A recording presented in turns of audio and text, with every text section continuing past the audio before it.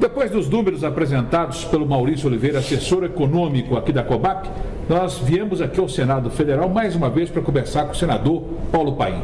Não podemos deixar de jeito nenhum que o resultado da CPI da Previdência seja esquecido. E a gente vai relembrar muita coisa aqui. Tudo bem com o senhor, senador? Boa noite. Tudo bem, Luiz. Satisfação enorme estar aqui com você para falar de um tema que me é muito forte na minha história de vida.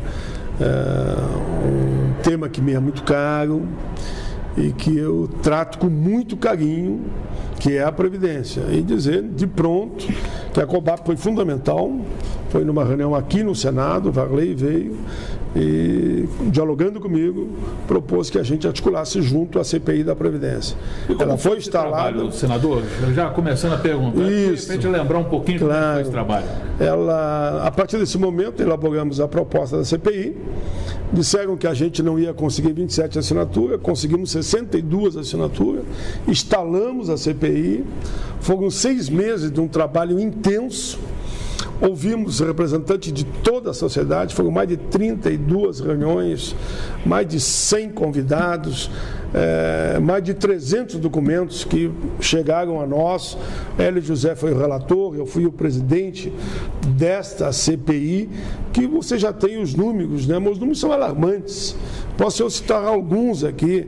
Por exemplo, lá foi comprovado que só a tal de DRU, desde que ela foi criada, era 20%.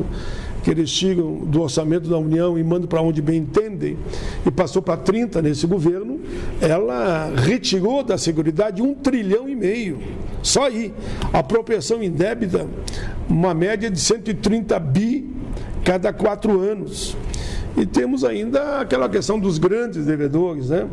Devem bilhões, não são cobrados, não são executados.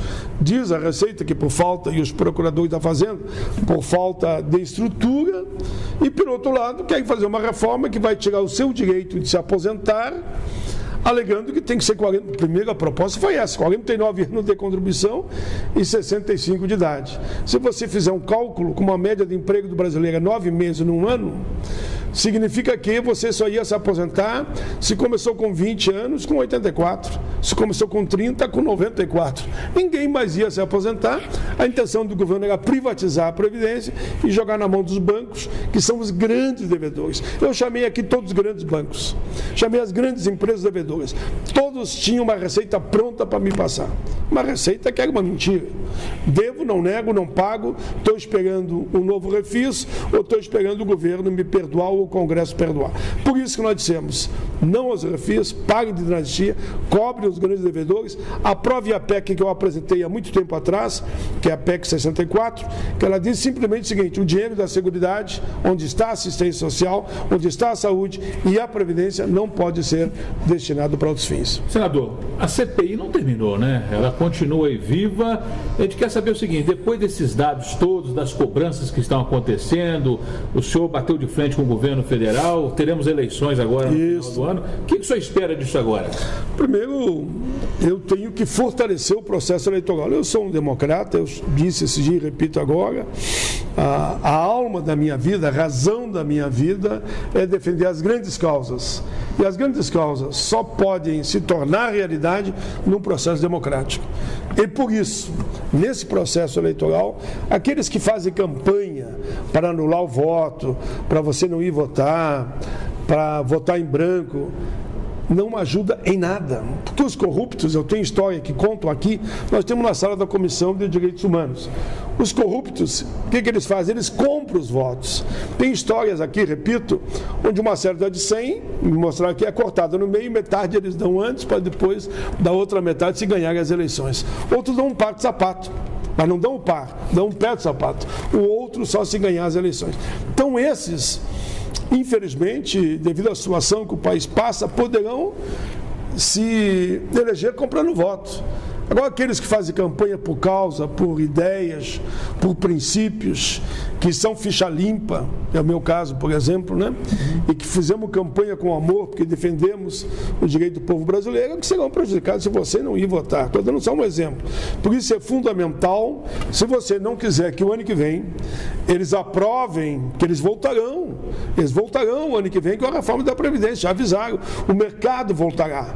Então nós temos que ter aqui homens e mulheres comprometidos com o senhor e com a senhora, para que a gente possa, o ano que vem, mostrar o trabalho da CPI e dizer que a questão da Previdência é só uma questão de gestão, de fiscalização, de combate à sonegação e parar de perdoar os grandes devedores e executar aqueles que efetivamente, dívida pronta para ser executada na boca do túnel é mais de 1 trilhão. E não é feito. E querem fazer reforma para tirar aí, que eles falam, que seja 300 bilhões, que é o resultado da reforma, e acabando com o direito do povo, não aceitaremos. Por isso que o processo eleitoral é muito importante. Além da reforma da Previdência, eu quero dizer que a reforma trabalhista, eles ainda querem avançar mais para retirar direito que repercute na Previdência. Por isso que eu sou relator aqui nessa comissão do Estatuto do Mundo do Trabalho, para recuperar os seus direitos, para não permitir que mulher grávida trabalhe e gestante trabalhe em área insalubre, para não permitir o trabalho intermitente, para não permitir que a lei do tal de negociado sobre o legislado não tenha mais validade para o trabalhador, a lei, porque vai valer só a negociação. Quem tem força numa negociação é quem tem a caneta na mão para demitir e a demitir. Tudo isso repercute na Previdência. Os dados estão aí. Os primeiros meses, em torno de 5 meses, né, da reforma trabalhista, significa o quê? Diminui a massa salarial, diminui a arrecadação para a Previdência e diminui, inclusive, os efeitos sobre o PIB. Essa reforma é praticamente voltar ao tempo diante da Lei Áurea. 16 a 20 agora, nós estaremos lá em Cuiabá, uma das bandeiras da COBAP, na mini manifestação que vai acontecer lá, na manifestação e no encontro que vai acontecer, justamente a volta do Ministério da Previdência Social, né? Que isso aí foi uma coisa que não teve explicação. O orçamento da Previdência dentro do Ministério da Fazenda. Na verdade, transformaram o Ministério da Previdência, que tem quase um século, transformaram num puxadinho do Ministério da Fazenda. Virou uma secretaria qualquer lá dentro. Só que eles administram toda essa receita fabulosa da nossa Previdência. Isso é inaceitável. Olha, eu chamei aqui, inclusive, o Tribunal de Contas, como chamei também os procuradores da Fazenda. Muitos disseram que eles não têm estrutura para fazer a devida fiscalização. Para te ter uma ideia, os próprios auditores fiscais do trabalho foi que me deram esse dado, que eles desviam, certos empregadores desviam em torno de 25 a 30 bilhões todo ano naquela apropriação indébita, né? Desconto do trabalhador e não repassam para a Previdência. Eles falam que tinha que ter no mínimo o dobro dos fiscais do trabalho, porque eles se basearam apenas na arrecadação do Fundo de Garantia para chegar a essa conclusão. Então falta estrutura, eu diria, porque me parece que alguns governantes não têm interesse nessa fiscalização.